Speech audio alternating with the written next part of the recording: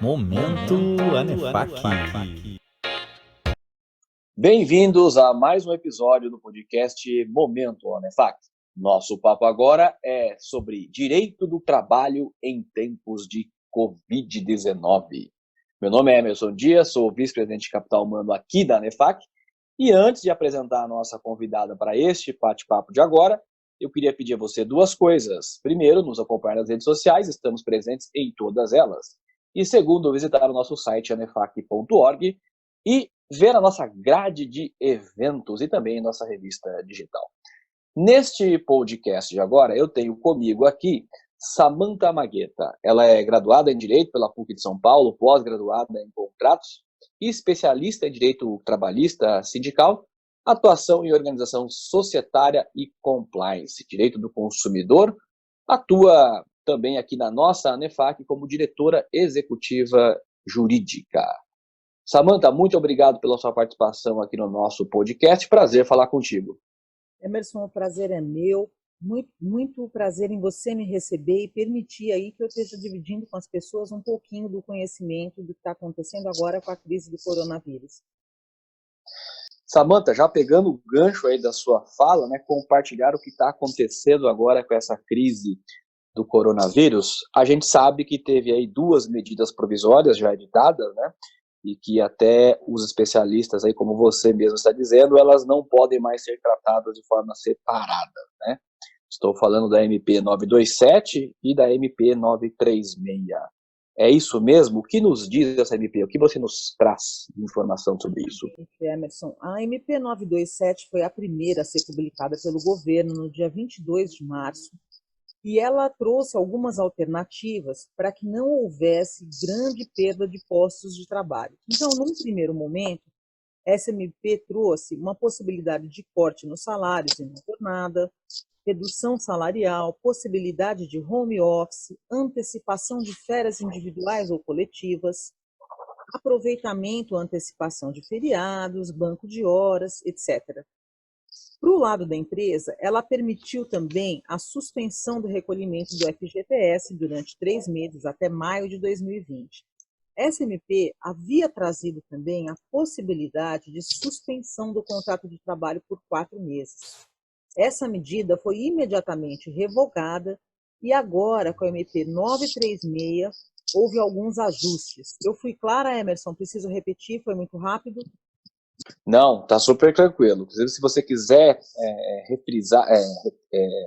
reforçar essa parte dos ajustes, fica à vontade. Acho que está super claro aqui a minha audição. Tá. Bom, voltando à MP, a MP 936, que é a de 1º de abril de 2020, a mais recente, e a que veio somar junto com a 927, trouxe algumas regulamentações.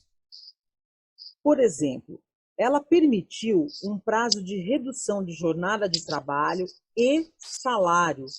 Então, aquele trabalhador que estiver no local de trabalho com redução de jornada poderá ter também a redução salarial. Eu só gostaria de fazer uma parte aqui, lembrando aos empregadores, aos empresários, que home office não é redução de jornada de trabalho. Então, quando eu ponho um funcionário dentro da medida de home office, o salário deve permanecer integral, tá, gente? Isso é muito importante salientar, para que a empresa não assuma risco, ou, se assumir, assuma de forma consciente.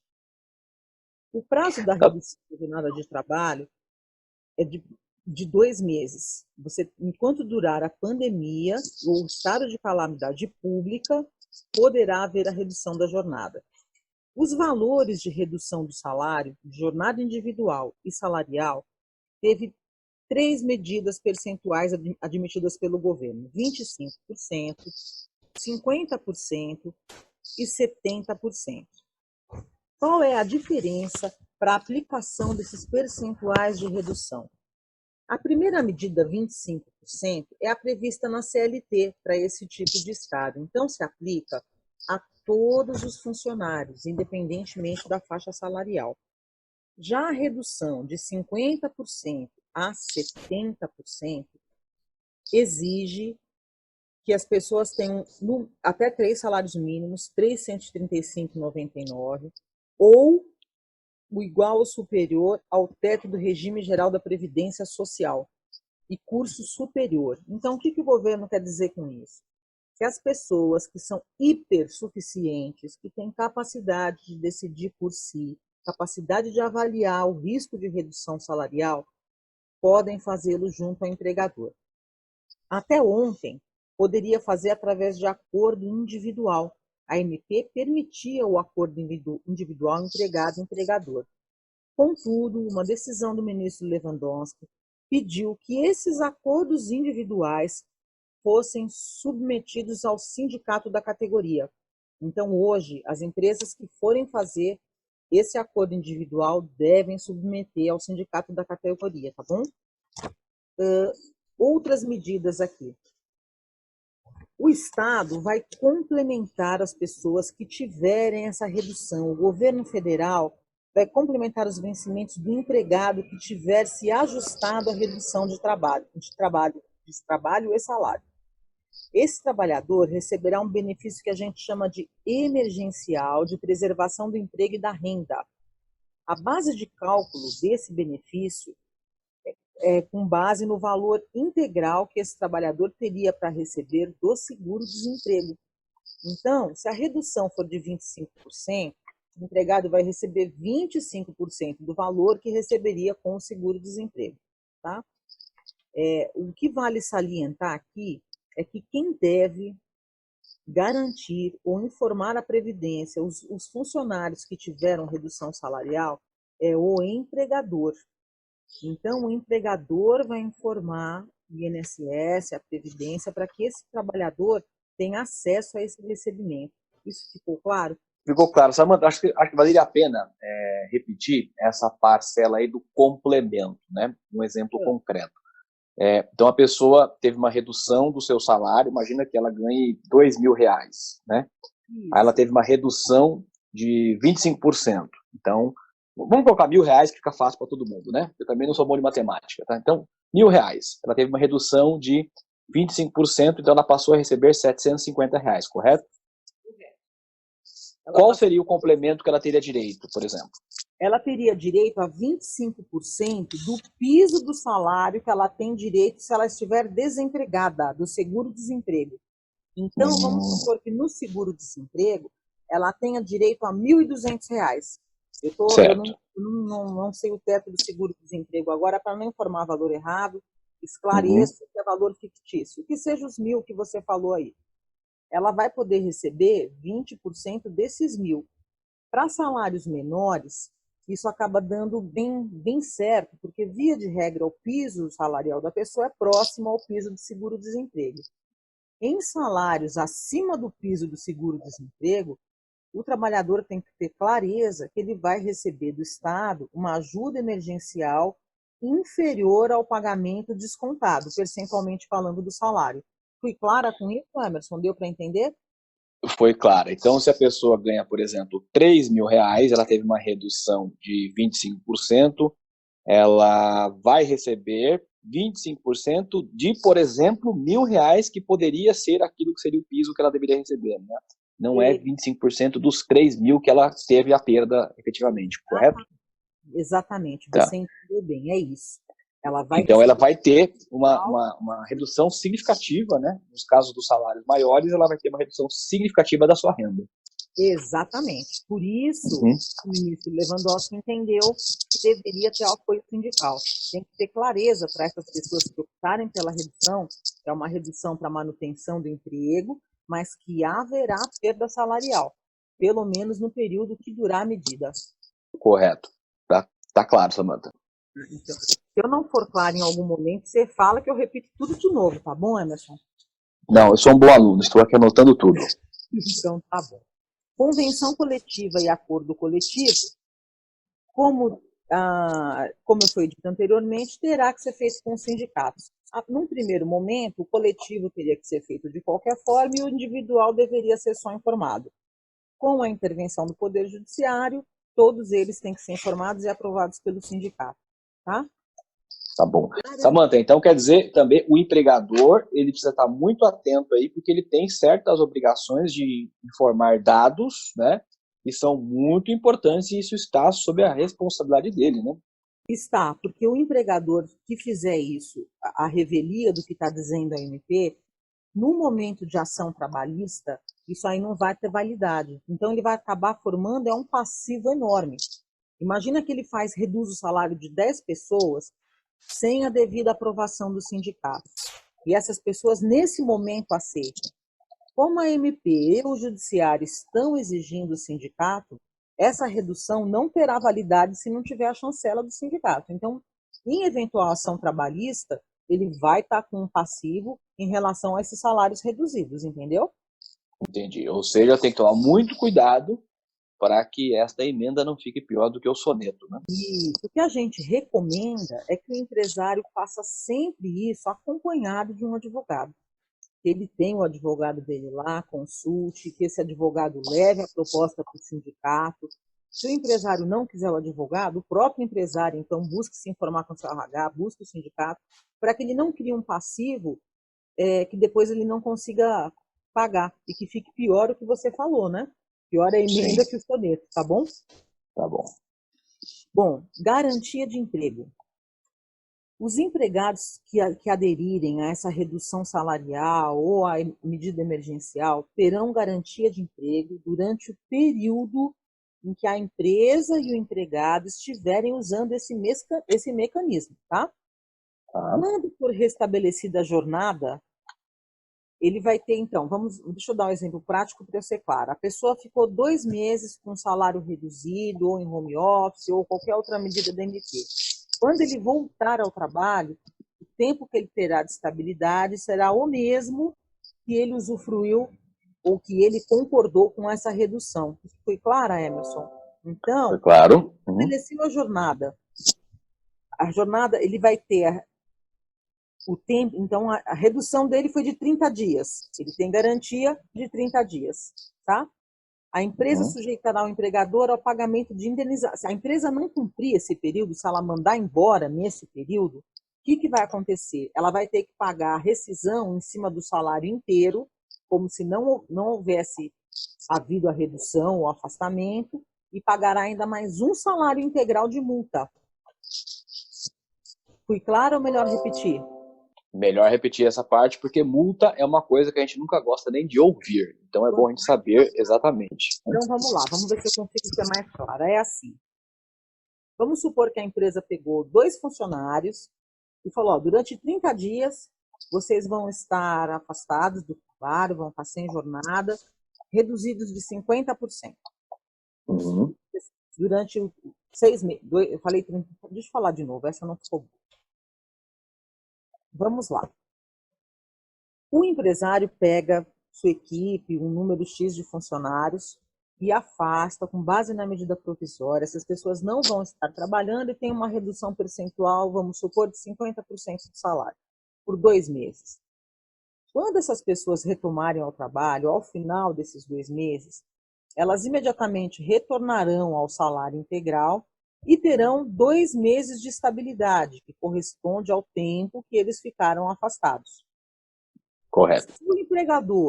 Se o empresário demitir essas pessoas nesses 2 meses de estabilidade, a verba rescisória que ele vai ter que pagar, como ele está quebrando a garantia, a estabilidade do emprego, vai ser integral. Então, aquele salário que a pessoa recebeu 50%, na rescisão, ela vai ter que receber os outros 50% dos 60 dias e mais uma multa no valor de um salário. Então, vamos lá, a pessoa ficou 60 dias, 50% nos primeiros 30, 50% no segundo 30 para indenização, já é um salário. E mais a dobra. Então, ela vai receber praticamente 2 salários integrais a título de multa. Fui mais clara agora? Agora sim, né? Na realidade, você está trazendo uma penalidade para aquele empresário que não cumprir essa garantia de 2 meses após o retorno, se for, né, o período aí de redução de salário por 2 meses. Na verdade, a redução, estabilidade não é 2 meses, ela corresponde exatamente ao tempo que o empregado concordou com o afastamento ou com a redução. Ele concordou por 15 dias, a estabilidade é 15 dias. Ele concordou por 30, a estabilidade é 30. É sempre diretamente proporcional ao período de Tá. redução salarial e afastamento do trabalho. Amanda, isso cria também uma certa insegurança, porque a gente não sabe exatamente quanto tempo vai durar isso, né? Então, a gente está fazendo acordos hoje em relação a essa redução, né, do percentual aí, por um período agora, mas a gente não sabe se isso vai ser suficiente, né? Pode ser que isso seja estendido, não é mesmo? Pode sim. Eu imagino que se isso passado, chegar até o mês de maio, o governo deva, a gente pode renovar isso aqui por uma vez, mas hoje a medida prevê um período máximo de 2 meses. Tá Se certo. passarmos disso, haverá necessidade de uma reedição de MP que altere esse prazo. Ou seja, é muito importante o empresário ficar atento a este prazo e essas legislações, porque se esse prazo se estender por 2 meses, certamente haverá uma nova legislação que, inclusive, pode alterar estas regras que nós estamos discutindo aqui agora, não é mesmo? Isso mesmo. O governo pode só editar o prazo e aumentá-lo, mas ele pode lançar uma nova MP que mude tudo. Então, nesse momento, é muito importante acompanhar bem de perto todas as edições de medida provisória, especialmente as ligadas ao direito do trabalho. E é importante agora, você falando isso, me fez lembrar Milor Fernandes, que tem uma frase maravilhosa que diz: no Brasil, até o passado é incerto, né? Nesse momento, eu vou ter que concordar com você. Nesse momento, até o passado é incerto. Tá bom. Tá bom? Tá bom. Suspensão do contrato de trabalho. A MP 927 havia tido o cancelamento da cláusula que previa a suspensão do contrato de trabalho. Agora, com a edição da MP 936, isso voltou a ser abordado, tá? Pode ser feito entre empregado e empregador. A MP dizia que podia ser feito diretamente. Saliento aqui, que pós-decisão do Lewandowski, nada de diretamente. Precisa da intervenção do sindicato, tá? Tá bom. E as condições do contrato de trabalho, os empregados que recebem até 3 salários mínimos ou que se enquadrem como hipersuficientes, que é o pessoal portador de curso superior, com salário até 2 terços da Previdência, podem ajustar a suspensão com o empregador. Nos demais casos, quem não está no piso de R$ 3.000 e não é hipersuficiente, convenção coletiva ou acordo coletivo, tá? Mesmo quem Tá fizer bom. acordo individual agora deverá submeter ao sindicato. Eu estou falando isso muitas vezes porque eu li uma notícia hoje de jornal que 7.000 acordos individuais que já foram feitos entre a edição da medida provisória e a concessão dessa medida liminar terão que se submeter ao sindicato para alcançar a validade. Então tem bastante gente aí, bastante empresário que vai ter que buscar essa regulamentação nesse momento. Então, vamos lá. O prazo da suspensão. O prazo que é SMP, a gente já falou anteriormente em relação à redução do salário, mas é o mesmo, tá? O prazo para redução ou suspensão, 60 dias. A estabilidade para a suspensão é a mesma da redução. Suspendeu por 30 dias, estabilidade de 30 quando voltar ao normal. Suspendeu 60 dias, estabilidade de 60 dias quando voltar ao normal. Foi claro isso também? Tá certo. Uhum. Um ponto importante da MP é que, embora ela permita a redução do trabalho e a suspensão do contrato, ela deixou muito claro que os benefícios concedidos a esses empregados não podem ser suspensos. Eu acho que isso é muito importante, especialmente em relação a plano de saúde. Então, um aviso aos empregadores, aos empresários, que obrigatoriamente, durante o período de suspensão ou afastamento, em que os salários vão ser pagos de forma reduzida ou não serão pagos, a MP fala em deverão ser mantidos os benefícios concedidos aos empregados.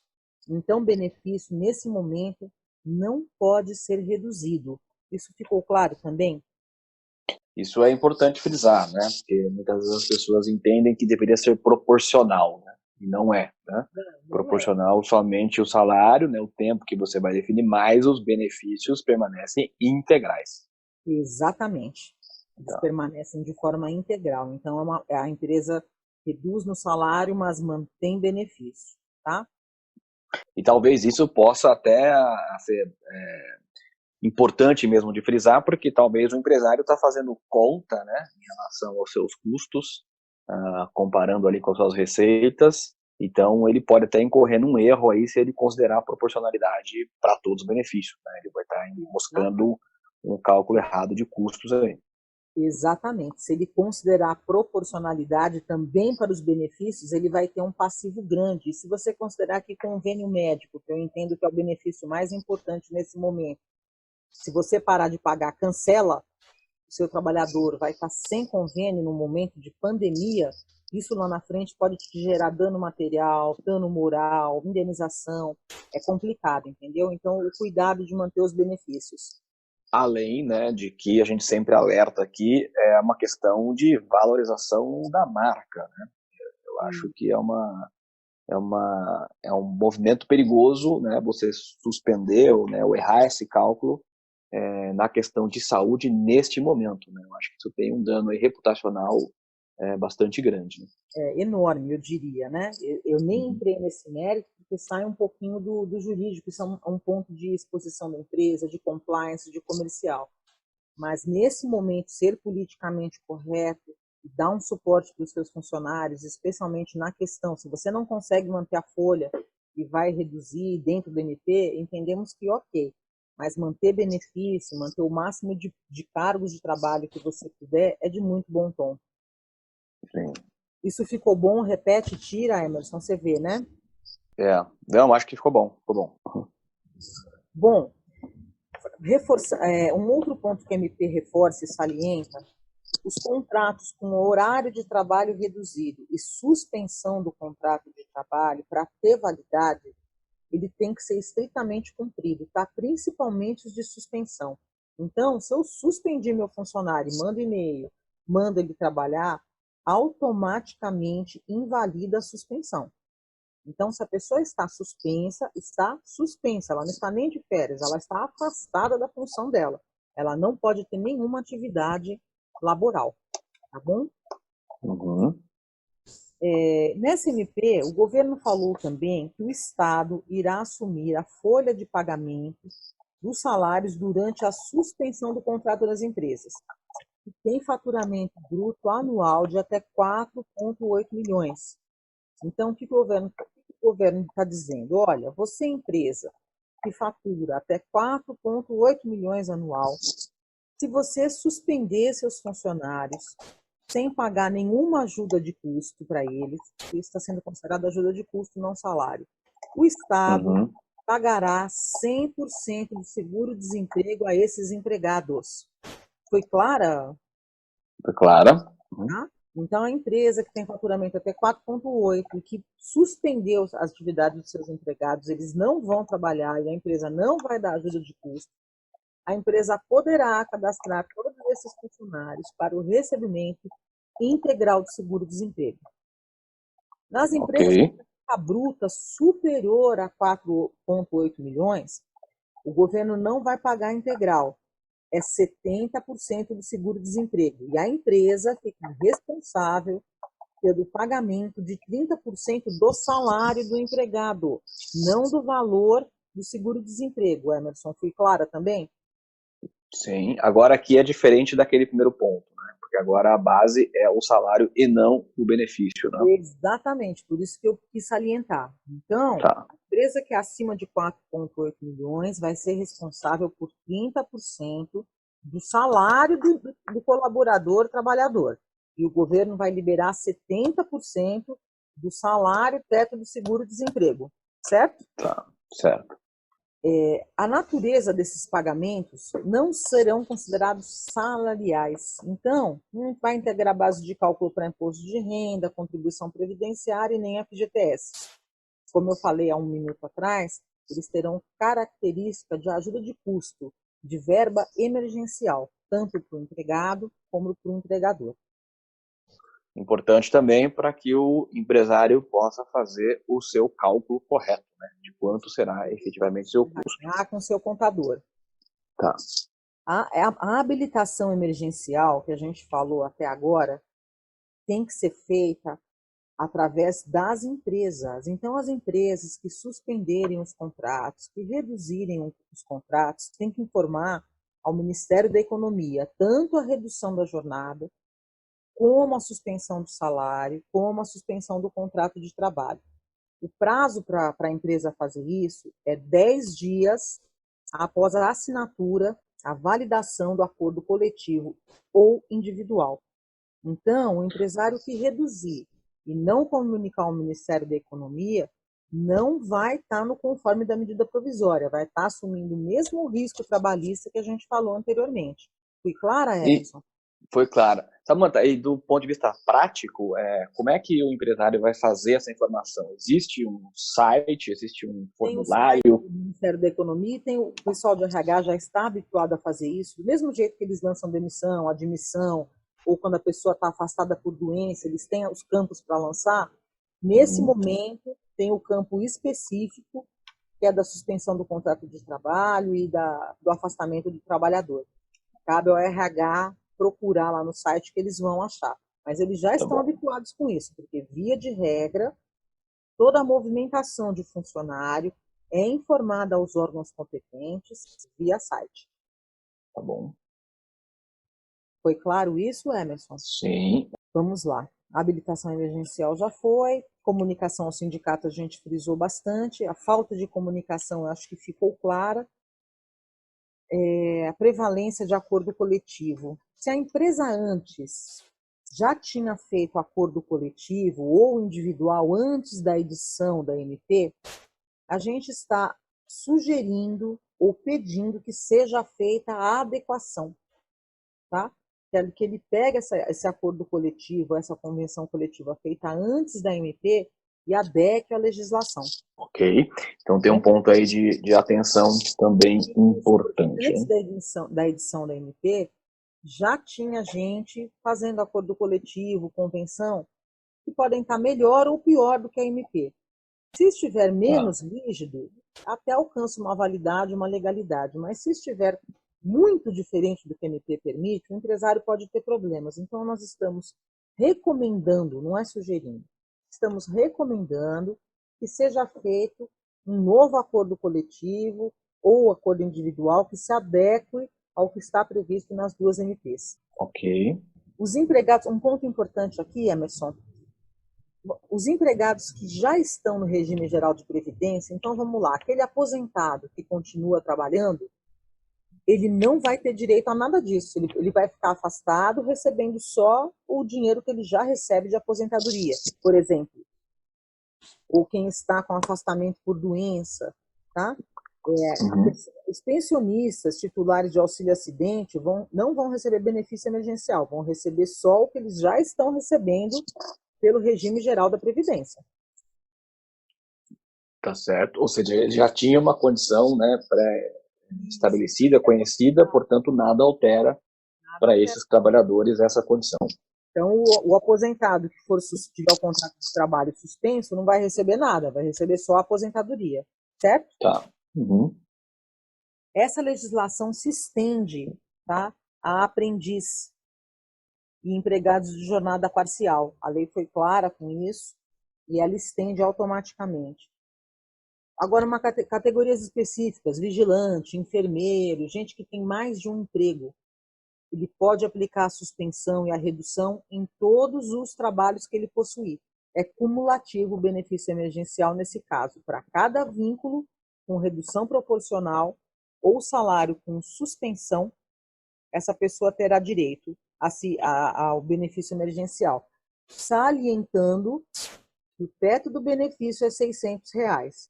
Então, atingiu R$600, ainda que ele se cadastre em mais de um, tenha mais de um emprego, seja uma atividade que permita atender vários empregadores, ele vai se cadastrar em todos, ele vai ter o contrato suspenso em todos, mas o limite do teto dele é R$600. Eu fui clara nisso? Foi clara, e é importante saber isso, né? Porque também vai ter que fazer conta aqui, porque geralmente a pessoa tem vários contratos de trabalho até para a sua sobrevivência, muitas vezes, e ele tem que estar consciente de que ele, no máximo, que ele vai conseguir, mesmo com tudo isso, seriam os R$600. Né? Exatamente. Então, essa pessoa vai ter a vida financeira um pouquinho mais abalada do que aquele que tem um emprego só, porque a Sim. redução no geral dele vai ser maior. Ele É, não vai conseguir R$ 600 por contrato. O limite é sim. R$ 600, ainda que ele tenha vários contratos e se habilite em todos eles. Ok. As empresas, sociedades de economia e empresas públicas não estão reguladas nessa MP. Então, quem trabalha em sociedade de economia mista e empresa pública, por hora, permanece com salário integral. Eu imagino que o governo deverá ou poderá fazer uma medida específica para esses segmentos. Olha aí, isso certamente é um tema polêmico, né? Porque já existe, né, uma grande discussão em relação aos direitos, né, do trabalhador da iniciativa privada e da iniciativa pública, né? E neste momento de redução geral, certamente isso vai gerar um elemento a mais de discussão e descontentamento em relação a essas diferenças, né? Com certeza, isso vai gerar algumas dificuldades aí, eu tenho certeza disso.